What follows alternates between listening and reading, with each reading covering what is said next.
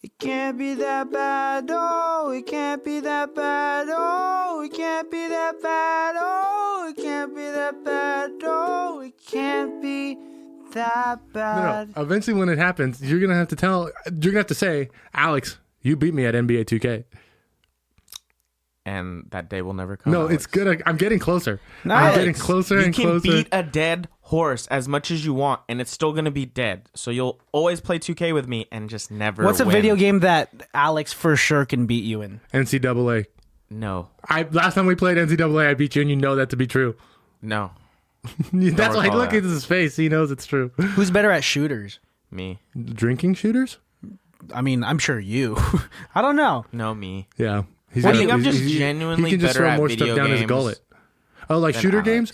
No. But yeah, if we're talking about shooter games, alcohol, for sure, I actually would want to have like a drinking contest with the both of you. It depends on the shooter game. I think you're better at Battlefield than I am. But you're for sure not better at Red Dead than I am. That's not a real shooter. Yeah, Red Dead's, it's a very specific. It can be. Oh yeah, if you go into first person. I actually kind of want to play it that way. I'll do that sometimes. I love that game. Dude, also, I miss the days Auto. when we would play all together. Otis, what's your Red Dead Redemption character's name? Obadiah. Obadiah.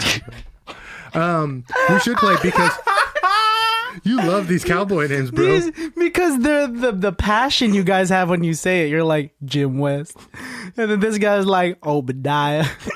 And what's yours? Booties are.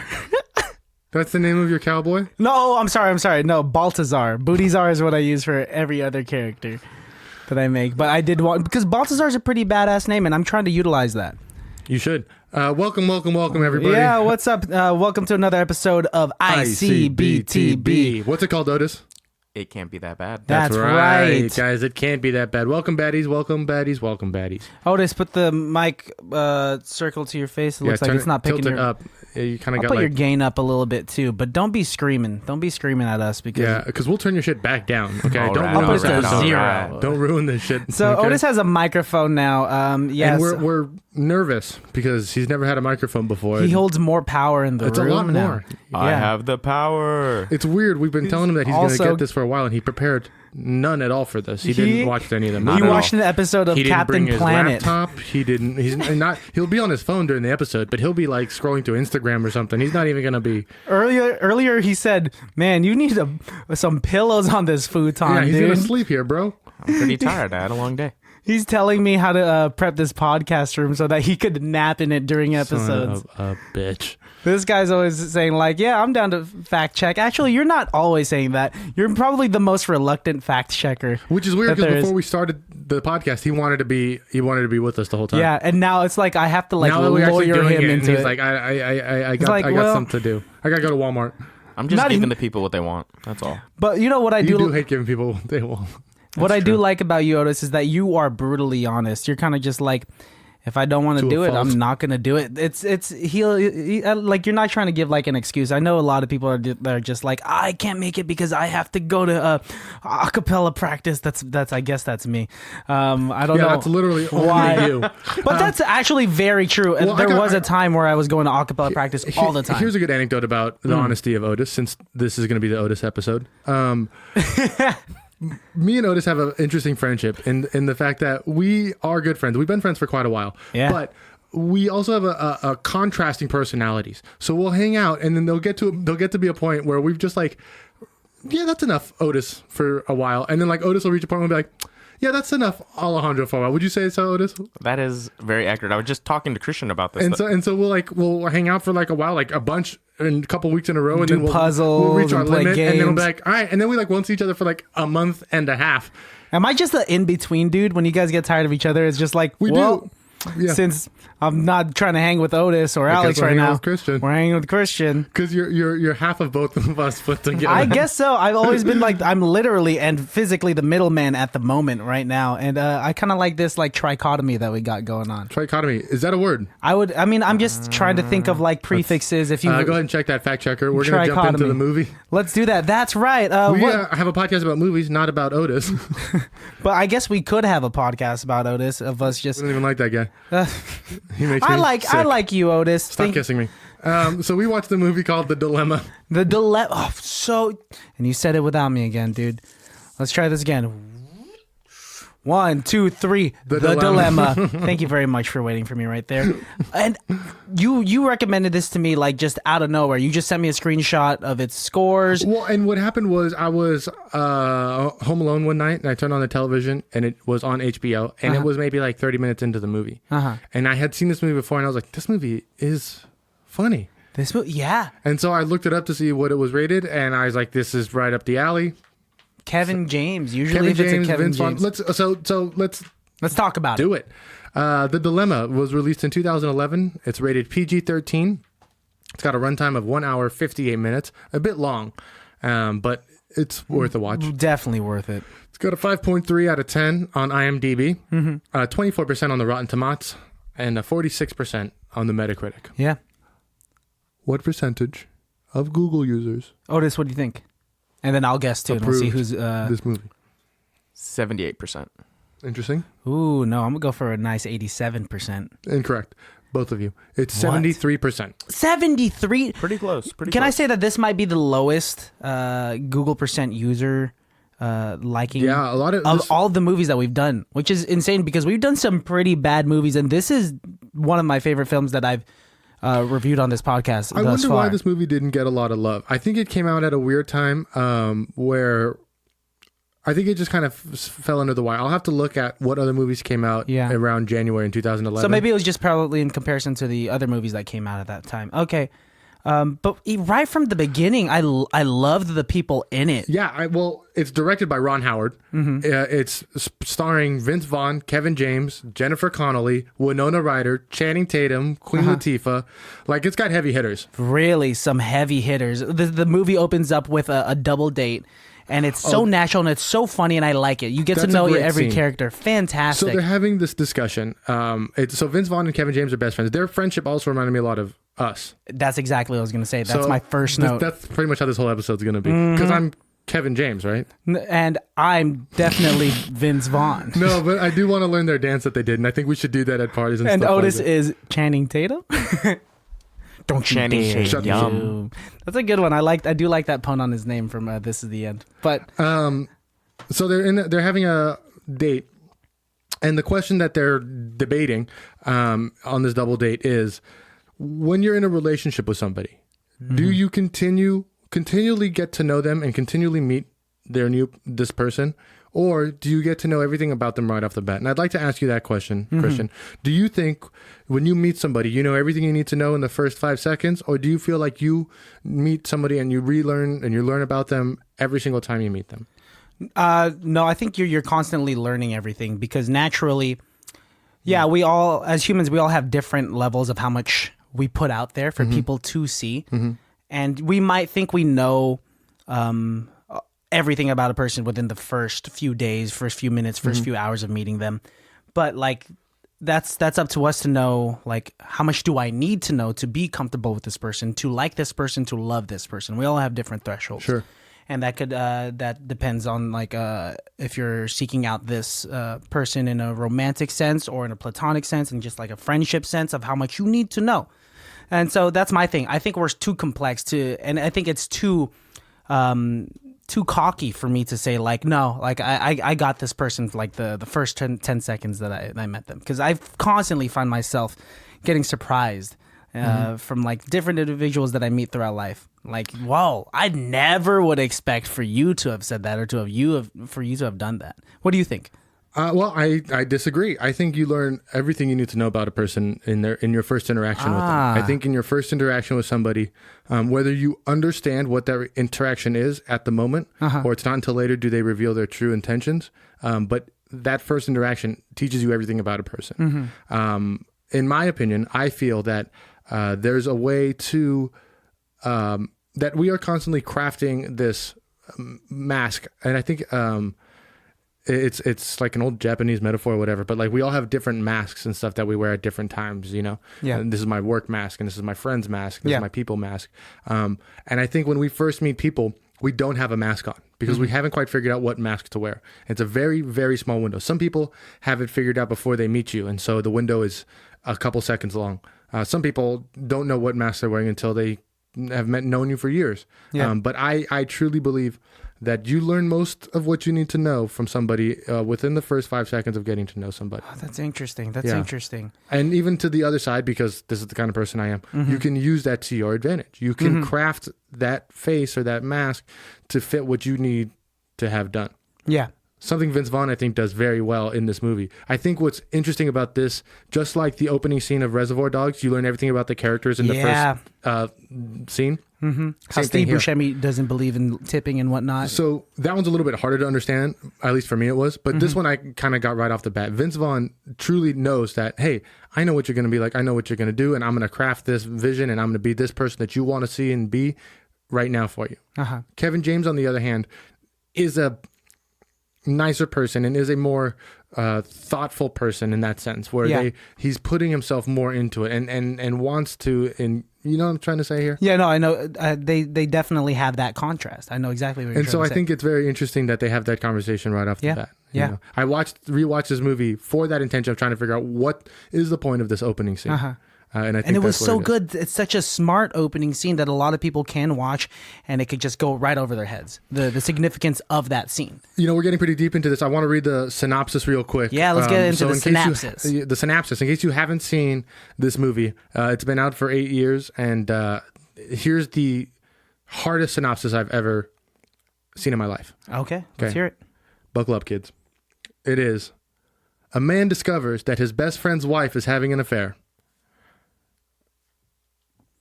Is that short, really? That's the synopsis for the dilemma. Are your synopsises that you're reading for each movie getting shorter and shorter? No, I mean, I don't write them. They are usually synopsises are released by the company, the movie company. So it's one of the things, like the tagline and all those things are released. So the synopsis generally, unless you're getting from like Wikipedia or someone else is writing their version of the synopsis, that's what they said. So, and that's a fairly easy synopsis to understand. That's what this movie is about. Yeah. Vince Vaughn accidentally sees Kevin James's wife, played by Winona Ryder, cheating on him.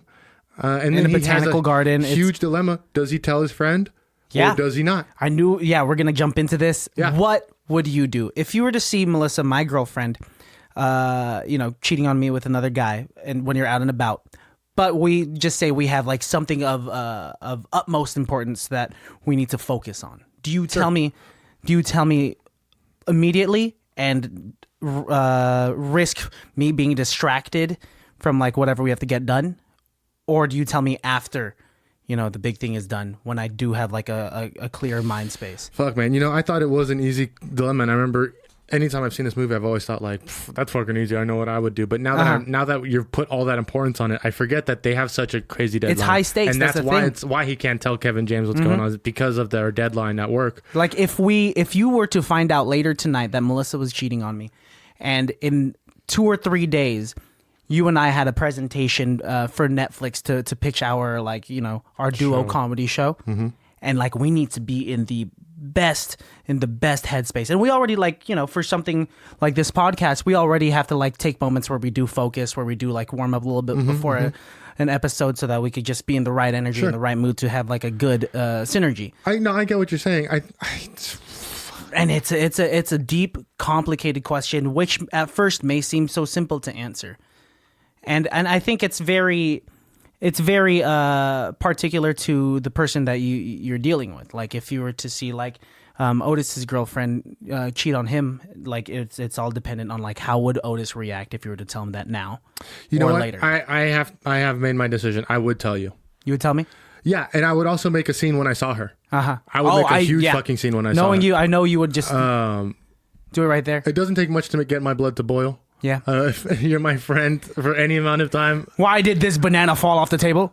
I put this banana on the table so that it could be on the table. It's not that quite easy, but I do remember one time I got mad at some kids at Veranda when I was hanging out with you. You're getting old, dude. And you thought I was joking. And then about halfway through my rant, you're like, oh shit, you really don't like these kids. And I was like, yeah, fuck these kids, I know exactly what was going on at the Veranda in Concord. They have public ping pong tables out. And I'm sure somewhere they provide the ping pong paddles.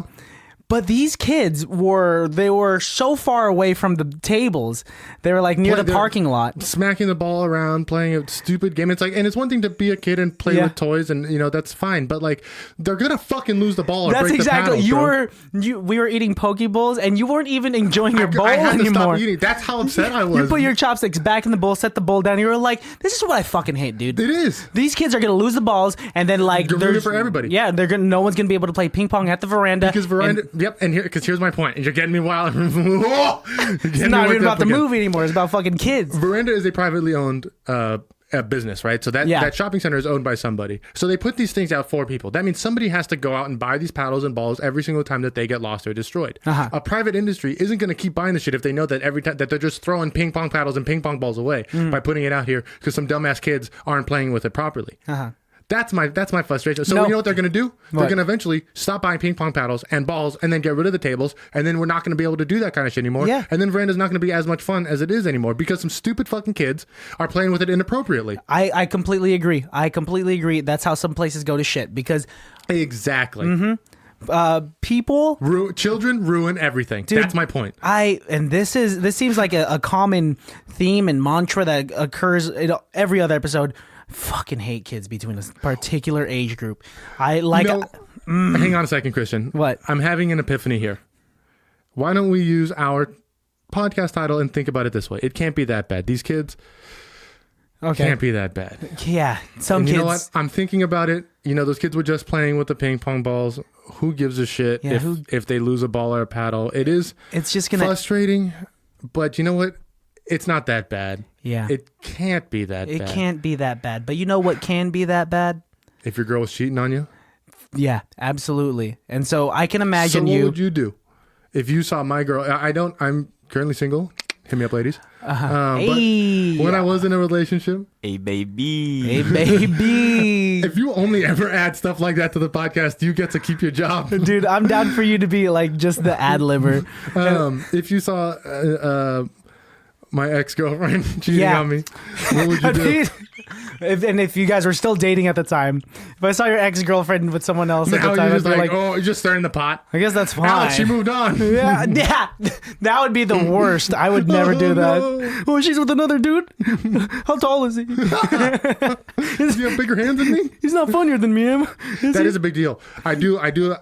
Humor is a big thing. When I break up with girlfriends and they start dating other people, I do try to find out if they're funnier than me. And they're never are. Dude, not even with girlfriends, but with us. Like with Otis, I'm not going to name drop or anything, but like... Son of a bitch! There's a friend that we have. This is the most upsetting thing about you, Otis. And I know I said you, and people don't know where... This infuriates me about you, Otis. You seem to think that you have a funnier friend than me. He's pretty amazing. It's hilarious. A little bit. Use your big boy voice. What I like is that I'm also like a comedian, and I like to think of myself as a funny friend. Yeah. Obviously, you do too.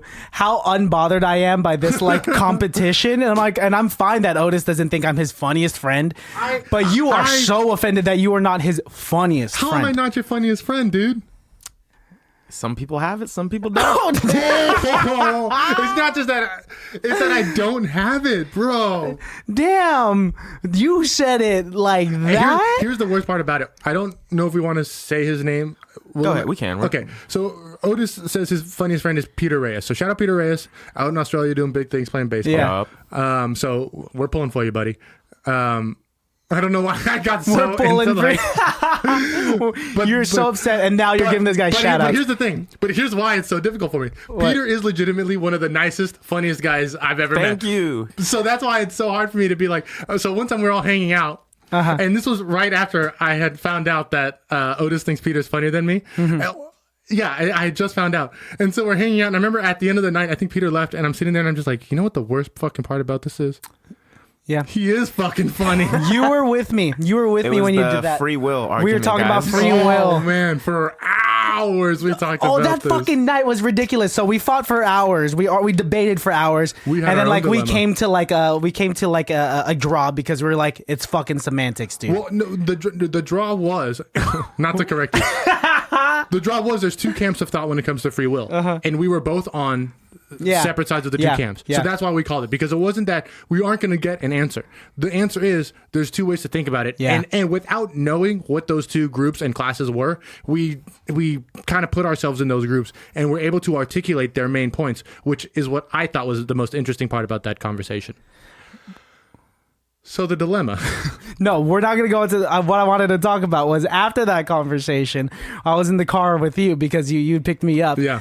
And like we'd set that aside, right? Mm-hmm. And like just there was like 2 minutes of silence and you're like, but really though, I was the right one, right? And you're like, you're trying to get me on your side when we had put it away. And then after that, I was there was like another 5 minutes of silence and you're like, you know what I'm also upset about? Peter's such a nice guy. He's a cool guy. He's funny too. And you were pissed. He is really fucking cool. You know what gets to me about that? And I know this is a big tangent, and we'll get back to the dilemma in a second. Or not. That's fine. Or not. Yeah. We can do a different dilemma episode. Combo. Yeah, this will just be like the Peter Otis episode. What makes me upset about people like that? People like Peter, people like Chris Perry, is the fact that I can't be upset about anything. Yeah. I'm just like, okay. Usually when I see like a good looking guy, I'm like, man, I'm probably more talented than this guy. And then I find out like, man, this motherfucker's funny too. That's a really funny. Okay. Yeah. I have one little anecdote and then we'll get back to the movie. When I was living in Irvine, I had a group of friends that we all hung out with, right? And there was the pretty boy. His name was Shane, tall, muscular, fucking nice Shane. Hair. And one day for the Super Bowl, the Patriots Falcons Super Bowl, we were all there and, betting and drinking and having fun. And Shane bet his hair, right? So him and Jason made a bet. Loser has to shave their head. And so the Patriots squeaked it out at the end, and Shane had to. And oddly enough, the place we were at had clippers. So on go the clippers. We all cram into this tiny bathroom, and literally he does like one right down the middle. Right, and then the next line right next to him, and my cousin Jeff turns to me and he goes, "Son of a bitch, he still looks good."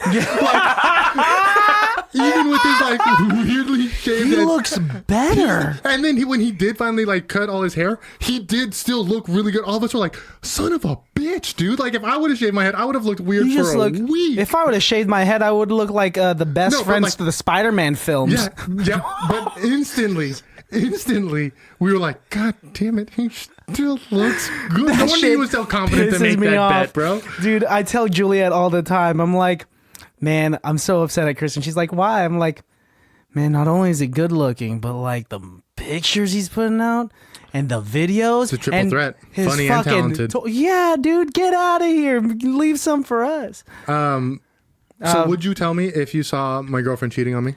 And in a situation similar to theirs, like in the example that I'd posed, I think knowing you, I would wait. I would definitely. That's good. I would take pictures. I would get all of the fucking evidence. Believe it. Yeah, all of the fucking evidence that I need. I wouldn't confront them until after you're in a clear mindset. Because I know that you were knowing you for as long as I know you, and now working on this podcast with you, I know that I'm very sensitive. You prefer to be in like a particular mindset, and that's when you work best. You like working at your best, obviously. Yes, definitely. I do like to put my best foot forward. But I recently have discovered that, like, my mindset is what kind of dictates my work ethic, I think. Yeah.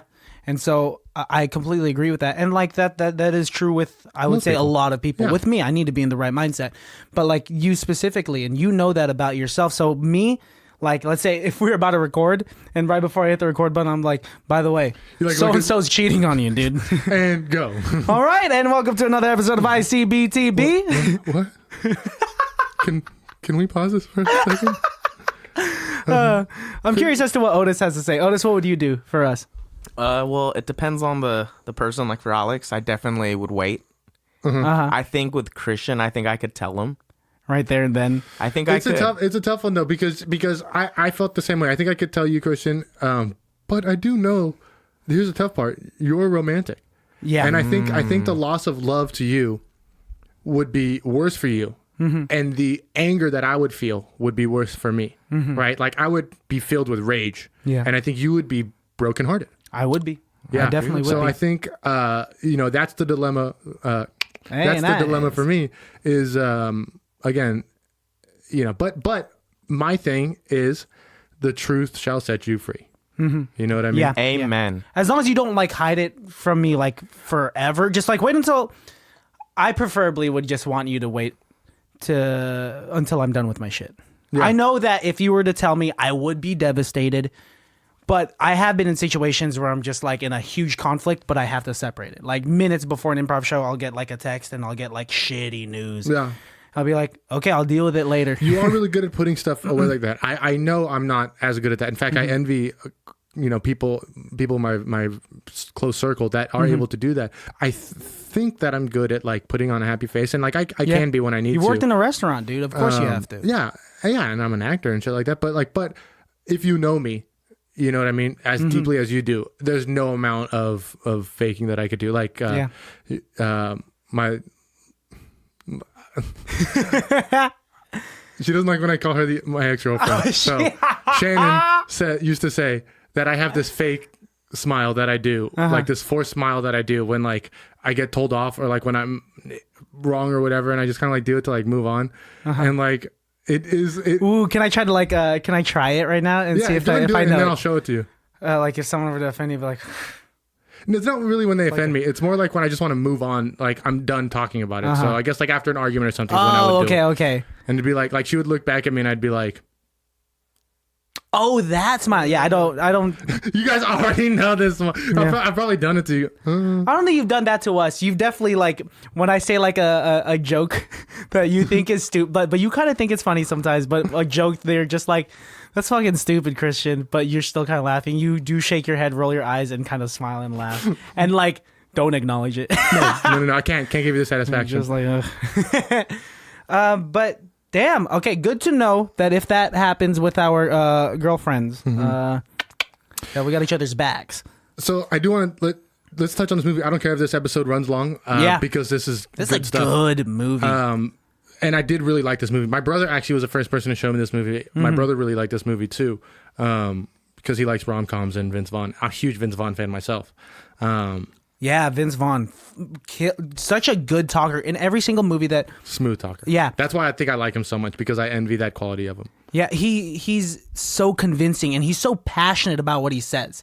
Like I know we're jumping around, but like in the last scene where Kevin James actually... He's brought down from the audience in the hockey game to try to make that puck in the net.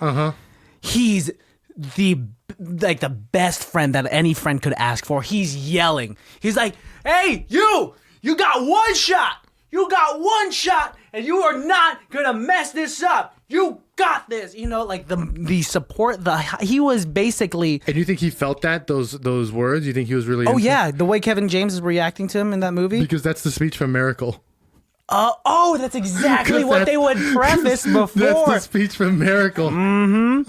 If you had said a speech from one of my favorite films to hype me up, I would. If you said like the speech that King Theoden says, King Theoden, it's from Lord of the Rings guy. Before the battle, dude, I love Lord of the Rings. But you know, go ahead, say it so I can remember this, and I can say it when you have a hole-in-one shot for $1,000. I don't know what it is. Because I'll learn it, and then I'll show you. And then I think for you, I'll learn that one, and then for me, some from Goodfellas. No, I want you to do the speech that they do in Rudy when they lay their jerseys down. They're like, if Rudy doesn't play, I don't play. And then they put their jersey down, and then Otis will come in, and he's like, "Me neither, coach," and puts his jersey down. So you need me and Otis to do this? Comes in, and me neither, and she puts her jersey, and then Melissa comes in, "Me neither, coach," and then everybody, your mom, my mom. So whenever you're in a position that you have to make that $1 million shot, I need you to get everybody I know. Not only do I need to be there, Otis needs to be there, Jazz needs to be there, Melissa, your mom, your dad. Bro, I need you to recreate that scene from Rudy. So are you just gonna, like, before you make the shot, you're gonna look into the audience, you're gonna start counting, you're gonna be like, okay, Christian, Otis, Jazz, Melissa, mom, dad. Where's Matt? What? Where's Matt? Fuck. Snap, I can't snap do this. The hockey stick on my knee. I'm out of here. I'm out of here. Fuck this. So Vince Vaughn decides to get a little more information on this affair. And so he's following Winona Ryder around, and he finds out that her mistress? What's the male form of a mistress? A mister? I want to say Mr. I have no clue. Fact checker. Yeah. So right on it. So he ends up being Channing Tatum. Yeah. And Channing Tatum is hilarious in this movie. He's so dude. funny. He doesn't even talk for like the first half of the movie. Or like he No, doesn't he's have just any like a mouth that Winona Ryder kisses. Yeah, they don't focus the camera on his face at all. You only see him from like far away shots. It's not until Vince Vaughn sneaks into Channing Tatum's He's when patio. he's taking pictures, yeah. Trying to get pictures of them together so that he could like have evidence. It's not until then that you see Channing Tatum pull Vince Vaughn in and start beating the shit out of Vince Vaughn. They have a crazy funny fight. So They're throwing funny. guitars at each other and blowfish at each other. Dude, I do have some. I forgot that I took notes on this because it's so good, but I do have some quotes. Good. Specifically from that fight. Okay, hit me. Otis, do we have an answer? Well, you can pull that up. Go ahead, yeah. So the male version for mistress, Alex was correct. Mr. Or, I'm probably going to butcher it, it's going to be a paramour or paramount. A paramour. Paramore? Yeah, I've heard Paramore. I've heard I've their definitely songs. read that in books. What books are you reading? Misery Business. Shout out. Wow, I honestly could not tell what song that was. I don't know Paramore very well. Maybe that's what was hurting me, but I was like, oh, Christian's making up a song. Dude, I'm that kind of guy where I know like a plethora of songs, but I don't know any of the lyrics, so I'll start just making up like some Talladega lyrics. So my favorite joke, and in fact I stole it from Nick Lowe, shout out Nick Lowe, is if someone's singing a song that I know is like a one-hit wonder, and I know who the band is, I'll be like, oh, you big Tears for Fears fan or something? You'll throw Tears for Fears? Because if they're like singing like, you know, if Everybody Wants to Rule the World, they're singing that song at like a store or something, and it's like that's a weird band, you know, or Talking Heads. Like not a lot of people are fans of the Talking Heads, but if they're over here singing and it's like, you know, it's like you're a big Talking Heads fan? Like Chumbawamba fans. Oh, how many Chumbawamba fans do you know? How many Smashing Pumpkins fans do you know? How many Smash Mouth fans do you know? How many legit Billy Ray Cyrus fans do you know? How many legit Billie Eilish fans do you know? A lot, actually. Yeah, I'm She's just too old for her. I'm just too old for that. I like Billie Eilish a lot. I don't get it. I honestly don't get it. I like her for the fact that she created her popularity. Yeah. The internet. She rose from herself. So I respect that as a millennial who's also trying to make it in this world. But I Bad Guy's a coolish song, but like I love that I don't have song. any of her music downloaded. You like that song, Otis? I'm bad. That's the the part of goat the version? song Is there that a you goat version? are gonna reference, not the bass line or like the That's chorus. all I got. Just That's all I got. He's only heard the parody goat version. You got some quotes, bro. Yeah, dude. So from that fight with between Vince Vaughn and Channing Tatum, Vince is swinging the guitar at Channing, and he says, "You want to get jacked up? Yeah, let's get jacked up, Daddy." Vince Vaughn let's get jacked up, Daddy. likes to say "Daddy" in this film a lot, and this is before He says "Daddy" quite a bit. quite in a other bit, movies too. but he pulls it off. He really pulls it off. He's really good at saying like the random thing, but like because he's saying it fast and because he's like kind of angry and hoarse, passionate, like yeah. he kind of like it's just kind of like that makes sense. You know what I mean? It gets me hyped, dude. When he was in the conference room the first time and they were giving their first presentation, and he was like, he showed like a picture of a Prius, and he was like, "This is gay." No, before it even starts, he hasn't even started anything. He just goes, "I'm gonna say it. Electric cars are gay." Oh, that's what he said. And like literally everybody's like, "What the fuck?" And he's like, Whoa. "And I don't mean like homosexual. I don't mean to offend anybody." He's like, "But like." Lame gay. He goes, but I mean like lame gay. I mean like pants up past your belly button, shirt tucked in, Yes. parent chaperone to the Yes. dance, gay. Yes. And I fucking think that's hilarious. That's such a great like. That's a good joke, dude. Yeah. Because nowadays, since we're getting more and more PC, now we have to clarify like, yeah, I don't know if he's he could gay. have made that joke in Nowadays in this movie. it's And now- opposite now because now we have to say like, oh, he's gay, and like I don't mean in the early 2000 sense gay, but I mean like homosexual. Like he's a gay. This guy's literally saying, no, not homosexual. I mean lame gay. Like he does not give a Straight shit. up lame. Lame Gays gay. are lame, and everyone's like, boo. But Queen Latifah, AKA. She like perked up. She's like, yes. Electric She's cars are gay. Loving it. Yeah, she's digging it. Yeah, Queen Latifah had some heavy hitting lines too. I wrote them. Let's see. I have some serious ladywood right now. I want to have sex with your words. I want to bang your brain. Queen Laquifa, you are killing it. Laquifa. You guys, Wow. is that not a thing? Okay. I mean, if you're trying to fight her, I guess. Oh gosh, yeah, no, I've definitely said some. Are you calling out the queen of rap right now, bro? Queef Laquifa is a joke Whoa. that I've. Wow. I didn't say that. That's Do not you me. not like her? I didn't say No, that. she's That has dope, nothing to do with dude. it. Hey, I- wait, hang on. No, Christian. Out of all the things we've said on this podcast, the moment I say queef, we're like, No. It's not the queef. It's the fact that you're disrespecting the queen of rap. Queen Latifah's dope, dude. Queen, I've seen Taxi. What's the movie she had with Jimmy Fallon? It was Nobody tough. help him. Oh, this is What's hard. it called? Because is it just Taxi? I think it's You're just right. Taxi. It is because Taxi. Taxi Driver is a whole different I was really movie. hoping you were saying, because if Queen Latifah was Robert De Niro's character in Taxi Driver, I would watch that reboot. Yo, let's reboot like that, re-edit it with all her other films to make it work. dude. What was I gonna say? I completely forgot. That's but, okay. Let's go back to the movie then. Yeah, let's go back to the movie. So he catches Winona Ryder and he's taking pictures. We also find out that Vince Vaughn has a gambling problem. Yeah. And so they think his girlfriend thinks that he's out sneaking around making bets. And I know what it's like to be a degenerate gambler. No. Walking I around with know- a bunch of cash. I do know what that's like. But I know what it's like to be like, to for people to think that you're doing a bad thing and you're literally not doing that bad thing. You know what I mean? Yeah, And you're it's like, no, being I'm, accused. I'm not doing that. Like, that's not what I'm doing. And like, look, you're hiding it. That's what you're doing. It's like, no, Really, it might look like it, but honestly, I'm not doing it.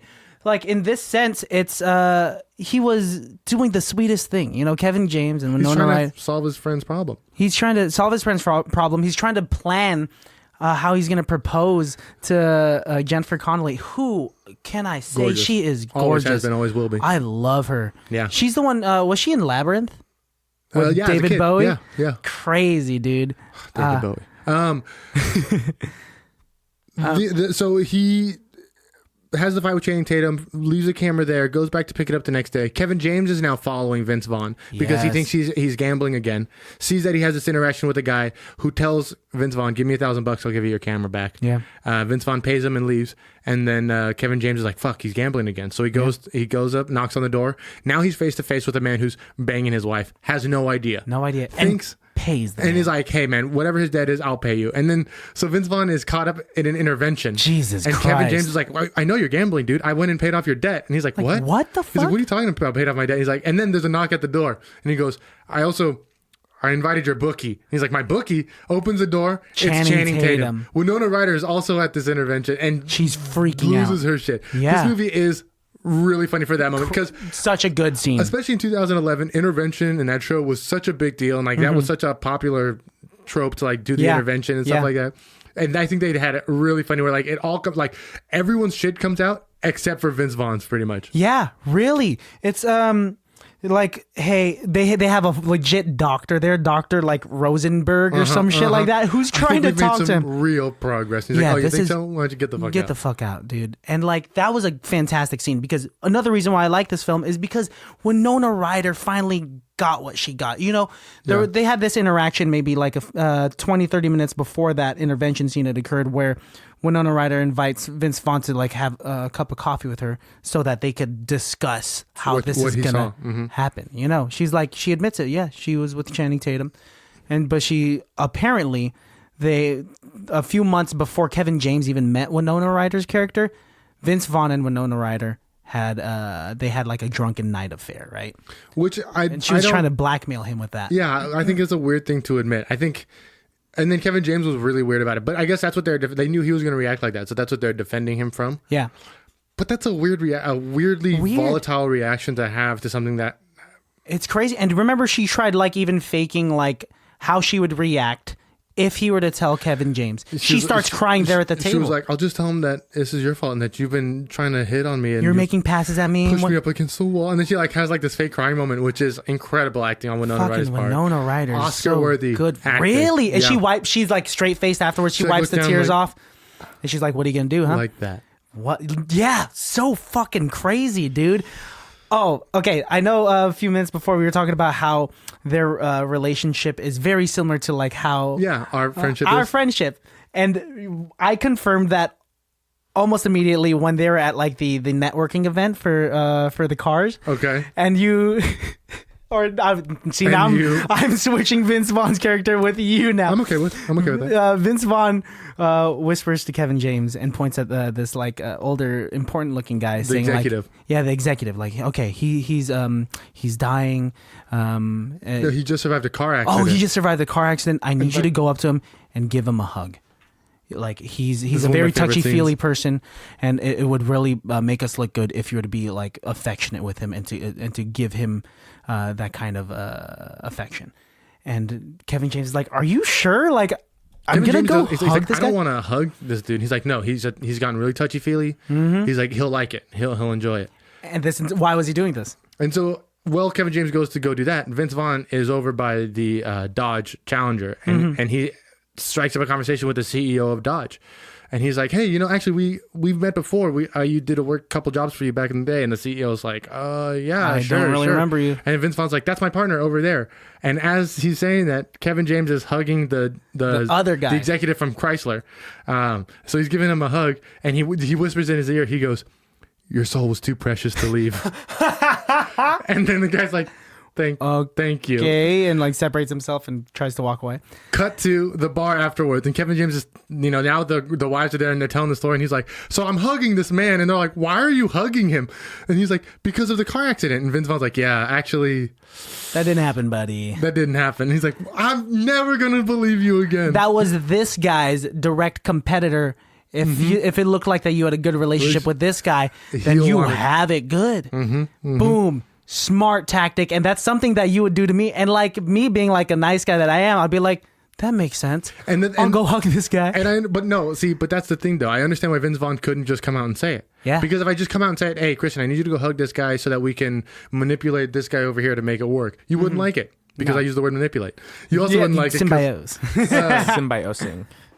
Excuse me. Bless you. But so he doesn't tell him straight out because you'd know it, and that would be in the back of your mind, and you'd be like trying to deceive the dude. Now you're trying to look for the angle to get the hug in, instead of it just being like authentic. He wants you to hug him. Just go in. Yeah, and I'd be like, "All right, dude, if you say so." And like, I think we do have that chemistry where like, however the hell our differences and contrasts blend together, they blend together well, and we could get shit done. We make it. That's the yin and yang. You can't have chaos without order. You can't have. You can't have water without fire. We definitely got a good cop, bad cop type thing going on. Where we're so different, but like we do have some sort of synergy that does work. And Otis, your nice little cherry on top of that. Oh, there you go. Stop kissing me. Get off of me, Otis. You're kissing me too hard. I don't like it that hard, Otis. I don't like it that hard. Otis, softer. Jesus Christ, I'm a Catholic. I did like the football metaphors that they make, where he's like, "You told me we were on the 20-yard line." Or he's like, "You told me we were on the 5-yard line." He's like, No, we're not on the 5-yard line. We're actually on the 25-yard line. Yeah. And he's like, "What? We're not even in the red zone? We're not in the red zone yet?" And then Kevin James gets more and more stressed out. He's like, "We're at the other end of the field. We're on our own 25. And defense is big, baby."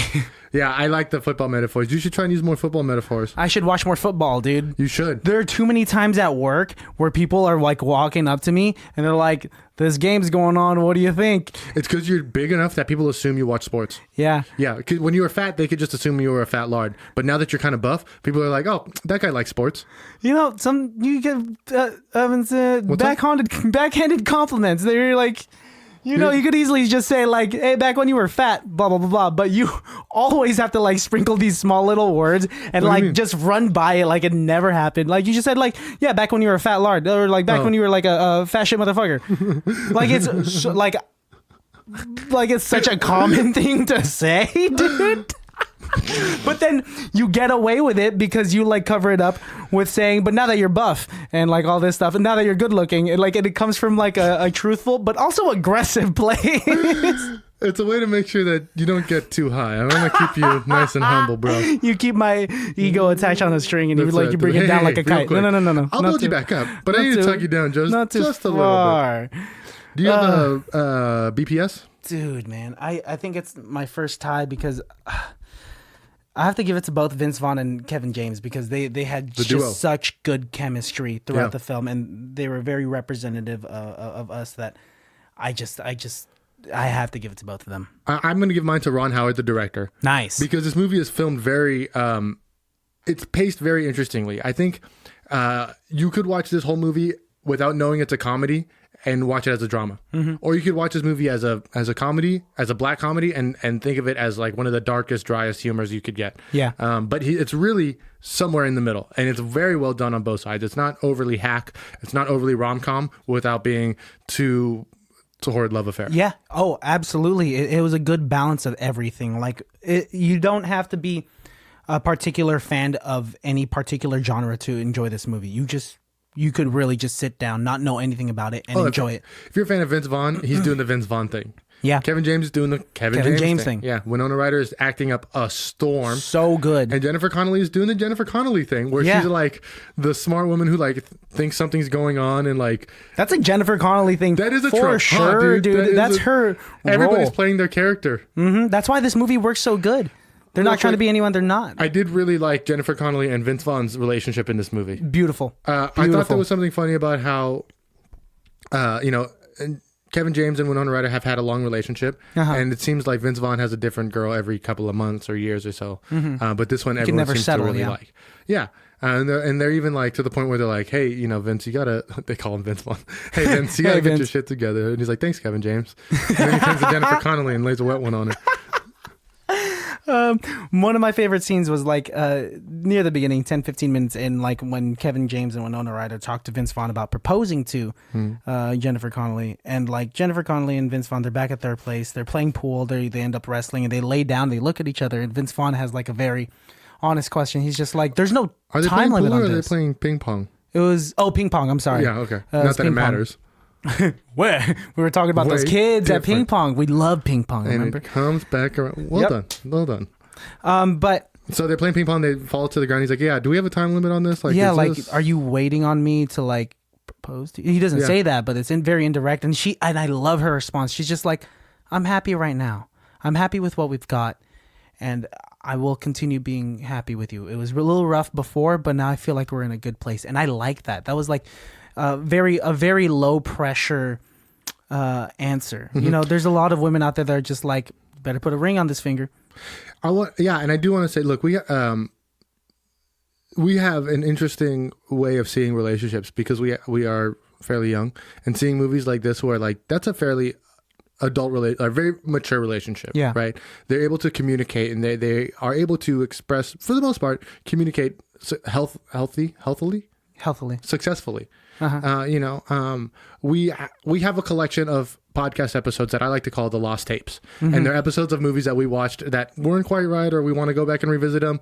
I call those the lost tapes. That's nice. One of the lost tapes is a movie we watched called The Breakup. Yeah. Yes. And The Breakup, I think, is a good partner movie to The Dilemma, because The Breakup is about how Vince Vaughn has horrible communication skills in a relationship. Yeah.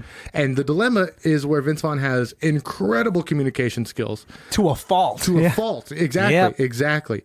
Both he ends talks of the too spectrum. well. And I think that was a really interesting dichotomy between the two of them to kind of see the differences in how, romantic That's a relationships really can good go. connection. Yeah. I thought that was a cool. So if you watch The Dilemma, also watch The Breakup. They're both of like the same. Yeah, if you like would Vince say. Vaughn, why not? I mean, Yeah, they're both gonna hit you pretty hard in the feels. The Breakup, yeah, definitely. they both hit pretty. Yeah, at one point in The Breakup, which is a fairly funny movie, it gets kind of real at one point, especially if you've gone through a breakup. Yeah, man, it'll hit you in the feels. It's extremely relatable, and it's a very realistic take on a breakup. Yeah, it's a good way to look back at a breakup and think to yourself, like, how could I have done better? Yeah. What was?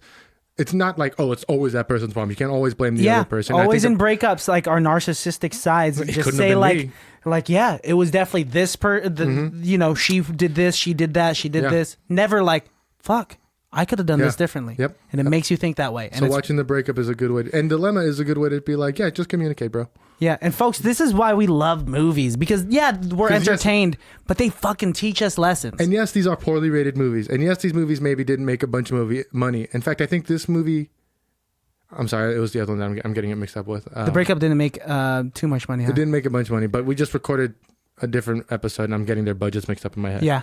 But anyways, I like watching these movies because even though they aren't necessarily thought of as good movies, you can still get. There's still a story and moral to be told, right? Yeah, absolutely. Not every Aesop's fable is a great one, you know what I mean? There's going to be one about a honeypot that you don't give a shit, but The Fox and the Hound is one that you want to read, you know what I mean? Yeah, absolutely. So You got a point there. Yeah, guys, really give The Dilemma it's justice. a watch. It's fucking good. Give The Breakup a watch. It's fucking good. You'll learn a lot from it. You'll have a good laugh.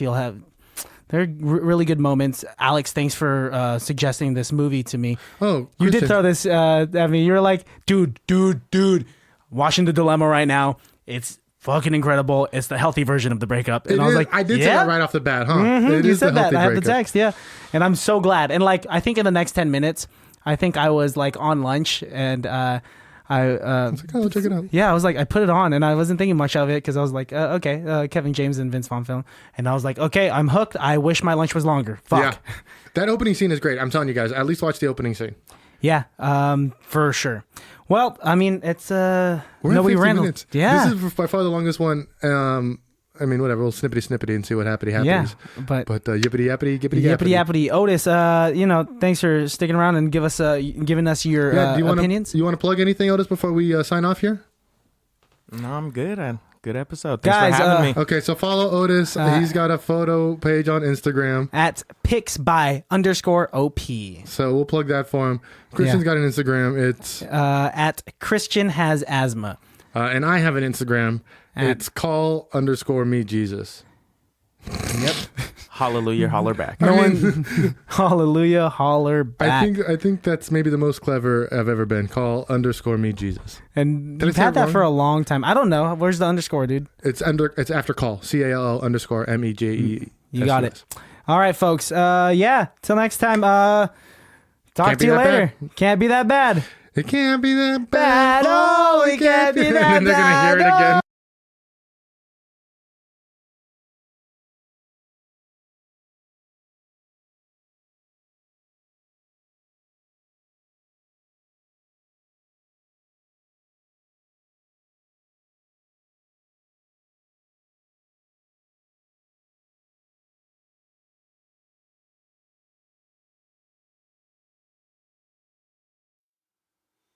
It can't be that bad, oh, it can't be that bad.